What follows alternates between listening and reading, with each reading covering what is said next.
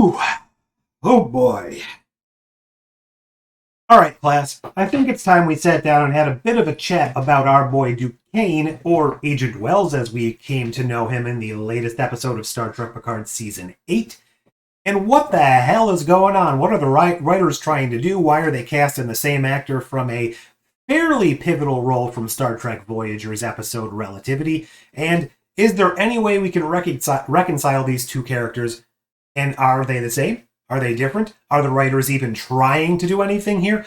I don't know. Because I'm overanalyzing and I want to write a story that makes sense to me and makes me feel good as a Star Trek fan, I'm going to sit down right now, overanalyze, and tell you why I think they could still be related, even though the story does not seem to be leading there right now. So just a bit of backstory on first, I was only wearing those glasses to make you guys think I'm smart. The writers obviously aren't doing a great job about that. If they are going to tie up all these loose ends, they don't have much time left to do it. So let's go and reconcile these things in our own mind so we can leave here with some peace of mind. Anyways, as we met Agent Wells in the last episode of Star Trek Picard, he was arresting and then interrogating both Guinan and Picard over theories, threats. He thought they were aliens, wanted to figure out if they were trying to harm Earth, the Europa mission.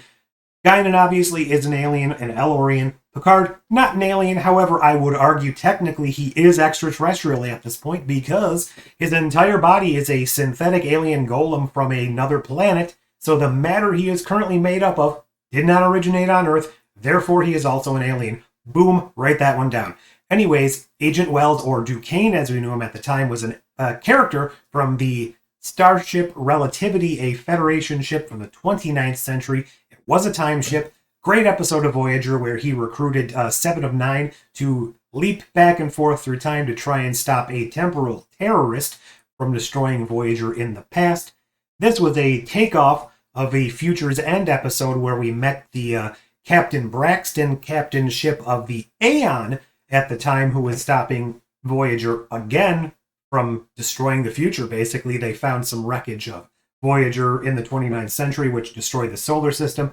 That was a great time-hopping adventure where we hopped back to 1990s Los Angeles and the 1960s because the two ships crashed in different eras. That was a USS Relativity. It was a time ship, but as you can see here from Memory Alpha, also confirmed from a couple other places like Eagle Moss and whatnot, it was a Wells-class ship. Wells-class.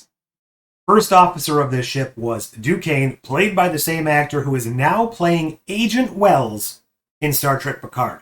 Wells, time travel. Are they just trying to punk us? Is there a connection there? I cannot imagine they didn't know this. They didn't make the connection, whether or not they are trying to fool us. I'll get into that because I think there's two in-universe possibilities for why this character is acting the way he's acting. And I think there's one real-world possibility that I would hate, but I could foresee that happening.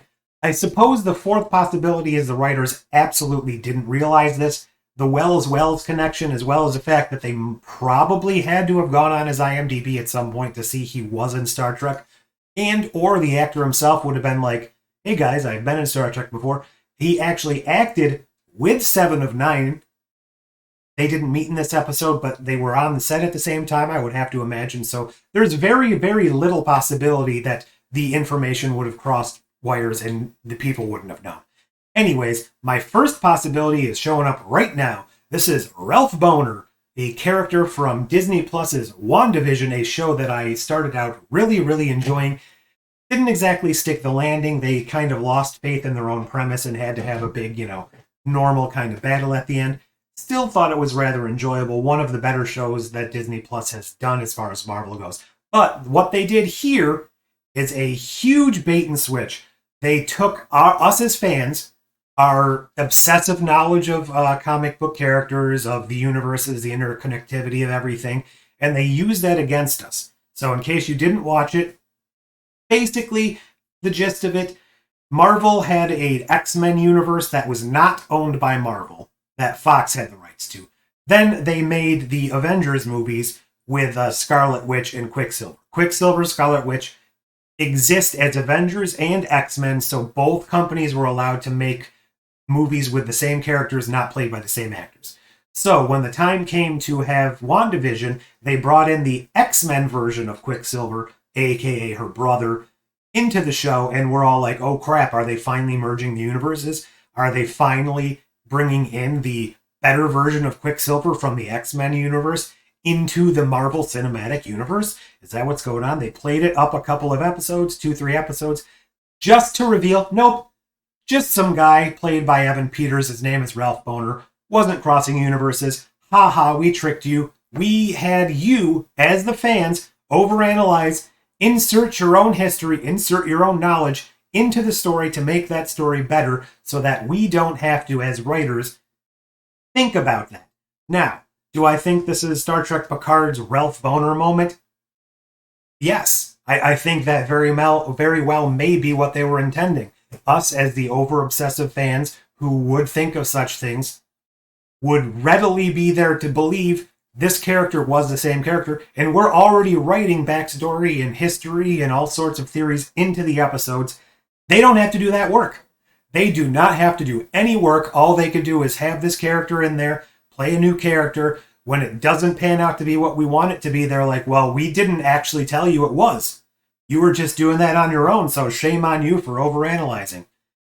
Is that what they're doing? I think that is a high possibility, but in my head, and for my own peace of mind, and all you guys out there who can't sleep with this stuff at night, I'm trying to give you a reasoning, a rationale, as to why they could still be the same character. So what we learned about Agent Wells in this episode is he grew up on Earth when he was a child, probably in the 1960s. I don't know how old he is. I don't think they ever stated. He met some Vulcans in the woods.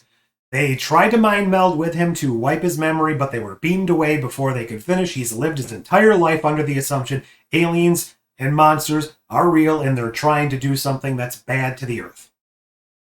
Period. We meet up with him. He's trying to stop Picard and Guinan from sabotaging the Europa mission because aliens are bad.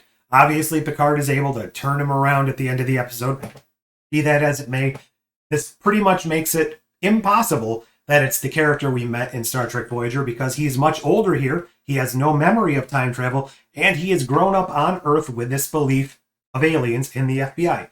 Now, it is plausible that he was recruited to the Time Police, the Temporal Investigations Unit, whatever you want to call them, after this point in time because he had interactions with future people, future technology. The only problem with that is he was much younger looking when we met him in Voyager, so the timeline wouldn't add up. So they would either have to de-age him with some futuristic technology, something along those lines, or it's also possible that they are able to recruit him from an earlier point in time, have him do whatever missions for the time cops that he's going to do. Outside of time, maybe he doesn't age because they're protected somehow, and then they returned him to the timeline with no memory. Not a huge fan of that, but I could see how it could work in. Or the possibility they've already kind of established is this is an alternate timeline. That being said, Guinan doesn't know Picard because the timeline of the past was changed after this period, so the Rene Picard launch, which means that the past they traveled into is the past of the Confederation, not the past of the Federation, so that's why the press release is saying Guinan doesn't know Picard. I don't buy that. I don't like that explanation, but that is what the writers for the episode are trying to go with. If that's the case, this is an altered timeline, it's possible that this Ducane guy was never recruited for the time agency. Let's say he was never native to the 29th century. He was always recruited from the past because of, some sort of, predisposition for belief. And I don't know, maybe they always recruit people from various timelines. I think that would be a good call, actually, to consistently have various temporal agents from different time periods. That way they could more easily adapt to the time periods they have to travel to. If you bring someone from the 29th century and send them back to the 1500s, they're not going to have the best way to blend in because they don't know that life. So if you constantly bring people in from, each century or something, that might allow them to blend in better.